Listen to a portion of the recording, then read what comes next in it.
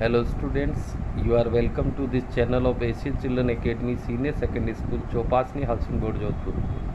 आज हम राजस्थानी चित्रशैली या राजस्थानी लघु चित्र शैलियों का अगला भाग संख्या 12, जिसमें कोटा शैली की प्रमुख विशेषताओं का अध्ययन करेंगे। इससे पहले हमने कोटा शैली के उद्भव और विकास पर चर्चा की थी।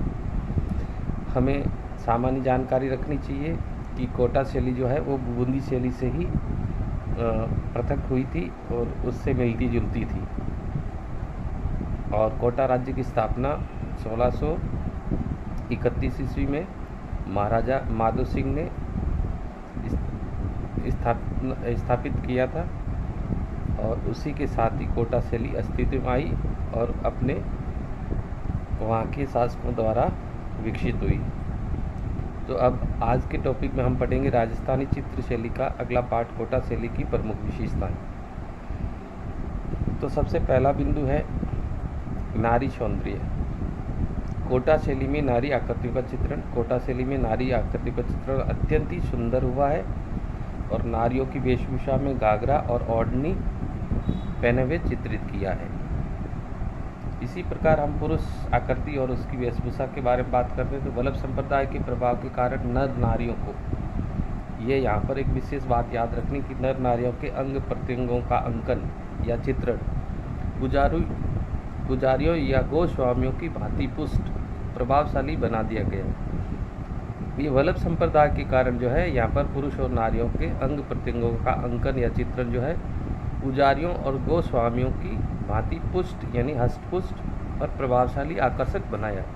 पुरुष आकृति को भारी गठीला शरीर, दीप्तियुक्त चेहरा, मोटे नेत्र, तीखी नाक, उन्नत ललाट, पगड़ियों से युक्त अंगरखों से युक्त वेशभूषा और आभूषण युक्त चित्रित किया है।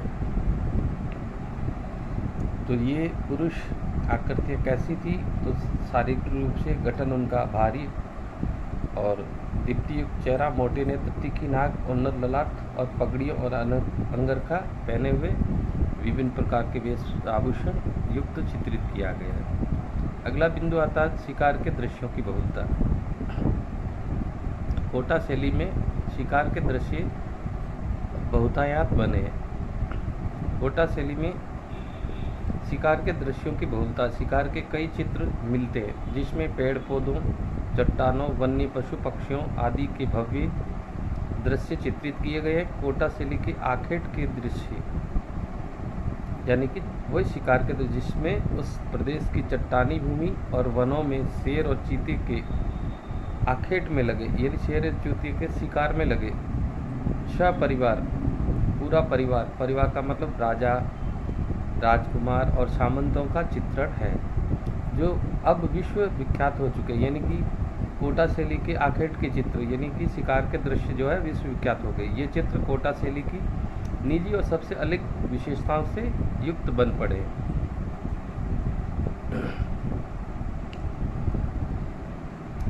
हमने पहले पढ़ लिया था कोटा शैली की भित्ति चित्रण, तो यहाँ पर भी आपको याद रखना ये भी विशेषता में भित्ति चित्रण परंपरा कोटा शैली में सचित्र ग्रंथों के अतिरिक्त भित्ति चित्रण की परंपरा भी रही है, जिसमें झाला की हवेली, देवता जी की हवेली और कोटा के राजप्रासाद यानी कोटा के महल आदि प्रमुख है।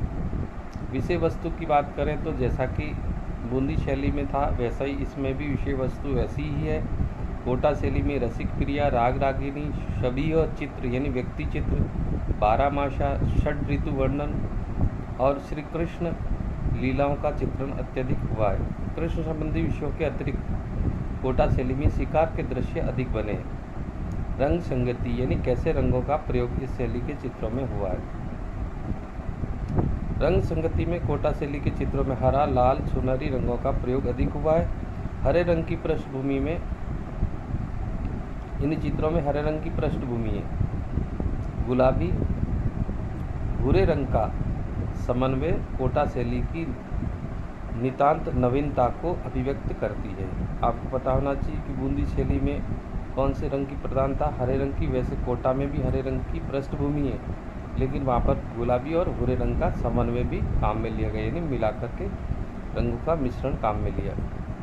प्रमुख चित्रकारों में कोटा शैली के प्रमुख चित्रकार लच्छीराम, रघुनाथ, गोविंदराम नूर मोहम्मद तथा गोविंद ये कोटा शैली के प्रमुख चित्रकारों में माने जाते हैं। एक बार फिर से मुख्य बिंदु देख लें।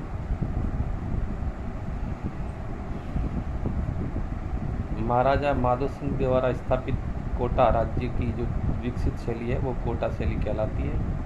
और उसके विशेषताओं में नारी सौंदर्य की बात करें तो नारी आकृति का चित्रण बहुत ही सुंदर बना, जिसमें उन्हें घाघरा और ओढ़नी में चित्रित किया है। पुरुष आकृतियों की बात करें तो वल्लभ संप्रदाय के कारण यहाँ पर पुरुष और नारी दोनों को अंग प्रत्यंगों का अंकन या चित्रण जो है पुजारियों और गोस्वामियों जैसा पुष्टधारी बनाया है। पुरुष आकृति को भारी और गठीले शरीर वाला, दीप्ति युक्त यानी चमकता चेहरा, मोटे नेत्र, तीखी नाक, उन्नत ललाट, पगड़ियों और अंगूठों से युक्त वेशभूषा और आभूषण युक्त चित्रित किया गया।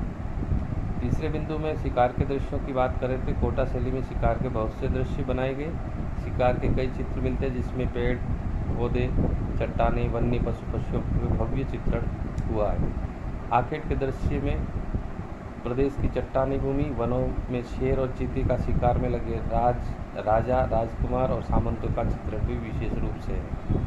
यही इस शैली की निजी और सबसे अलग विशेषता है। भित्ति चित्रण भी इस शैली की विशेषता में रहा है।